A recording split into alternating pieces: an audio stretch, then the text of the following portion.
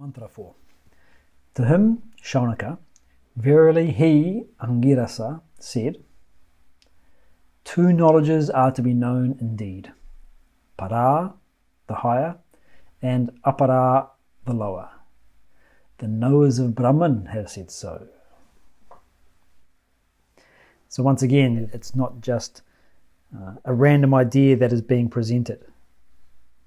Just as the student Saunaka approached with due orthodoxy, so too Angirasa returns with due orthodoxy, which is to not just impart his own experience in his own way, but to ensure that what he imparts to the student conforms with the orthodoxy, because that orthodoxy has a long lineage of being checked and corrected and improved and fine-tuned.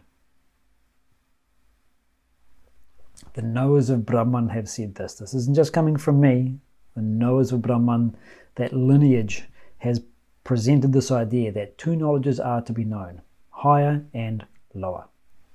So Angirasa is presenting established wisdom. So he goes next into what this means, but just as a way of foreshadowing here, higher knowledge, of course, is referring to the knowledge of the self, the pure consciousness, or PC. The effect of gaining that pure consciousness or realizing that pure consciousness is that it liberates us. That is the higher knowledge. This is what makes it higher. It's liberating effect. The lower knowledge is the knowledge of the world. And it is functional. With knowledge, you can transact in the world much more effectively. Knowledge of, again, science and technology, knowledge of homemaking and so forth, knowledge of warfare, knowledge of medicine, psychological knowledge, knowing the nature of the human mind, how to win friends and influence people. It helps you transact. Higher knowledge and lower knowledge. Mantra 5. Of these, he's going to test my Sanskrit. Of these, the lower comprises Rig Veda, Yajur Veda, Sama Veda, Atharva Veda, Shiksha, Kalpa, Vyakaranam, Niruktam, Chandaha, Jyotisham. Then there is that higher by which the imperishable is attained. Okay, so what are all these words talking about? You can go into Google and so forth and get the details around this. But the lower knowledge, that first chunk that he brings in there, refers to the four Vedas. That's referring to language, grammar, pronunciation, all of that kind of thing. Rituals, both secular and religious, and astronomy. So all of this knowledge is not just contained in books, but it's described in language. It's finite. Again, it has quality and property. It has a certain form. It has a function. What it does, it gives you an objective comprehension. I know how to create medicine. I know how to create weapons. I know how to create food. I know how to create longevity. It gives you objective comprehension that allows you to live well in the world. This is the lower knowledge. It's contained in books. When I say contained in books, what I mean by that is that it is contained in language. It is contained in concept.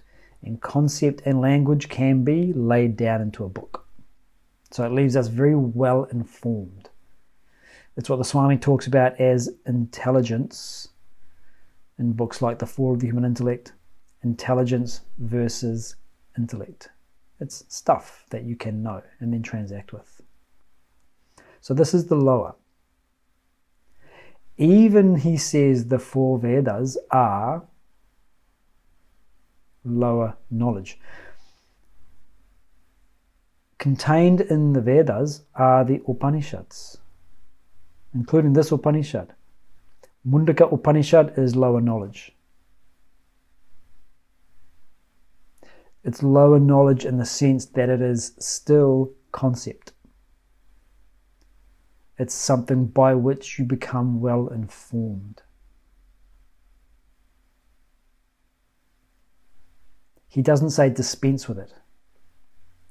He doesn't say it is of no use. He says it's just lower, that's all. Compared to the higher knowledge, which is revealed to you when you take the words, specifically the words of the Upanishad, and combine that with effort.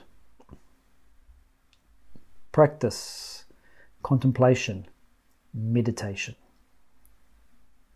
So the higher knowledge isn't something that can be imparted.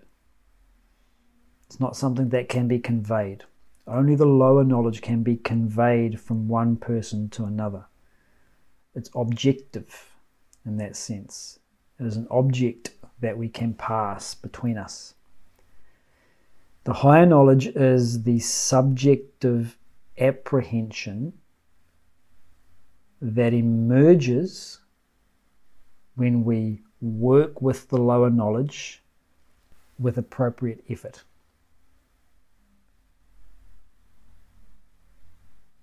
And there's different analogies. And again, Atma Bodha talks about deriving ghee from milk. It talks about deriving gold from stones, from the raw ore. So too, the higher knowledge, the subjective apprehension, is derived from the lower knowledge plus effort.